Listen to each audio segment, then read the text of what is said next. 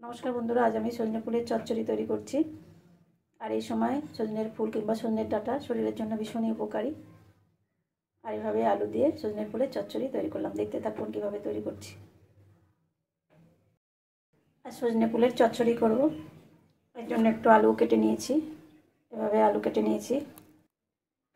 এটা বেগুন দিয়েও করা যায়, আমি আজ আলু দিয়েই করবো, যেহেতু বেগুন আমার ছেলে খায় না।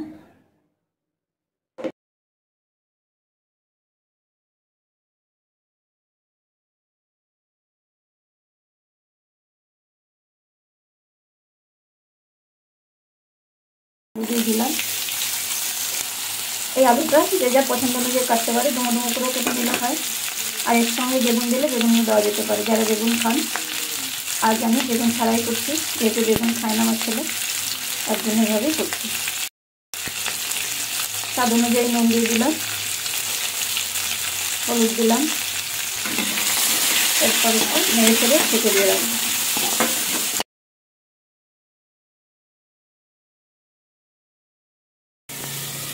মিনিট দিয়ে একটুভাবে ঢাকা চাপা দিয়ে রাখলাম। ফুল অনেকভাবেই খান অনেকেই, আজ আমি একটু গোটা পোস্ত দিয়েই করবো, আর আলু দিয়ে। এই সময় সজনের ডাঁটা কিংবা সজনের ফুল ভীষণই উপকারী শরীরের জন্য। আলুর সঙ্গে আর একটু মটরশুঁটি দেবো, যেহেতু সজনের ফুল একদমই রান্না করার পর একটু কমে যায়। এভাবে একটু মটরশুঁটি আর আলু ভেজে নিলাম। মিনিট দুয়েক একটু ঢাকা দিয়ে রাখি, আলুটা সিদ্ধ হয়ে গেলে তারপর সজনে ফুলটা দিয়ে দেবো। নিলাম, এরপর এই সজনের ফুলটা দিয়ে দিলাম।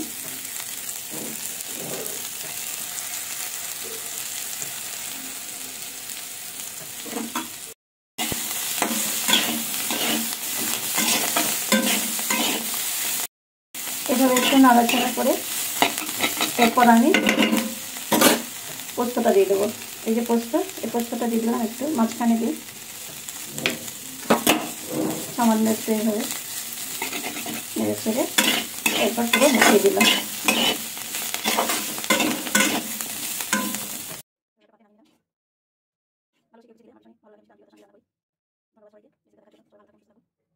এভাবে তৈরি করে নিলাম, যেহেতু সজনে ফুল রান্না করার পর একটু কমে যায়, তাই এভাবে আলু দিয়েই তৈরি করলাম।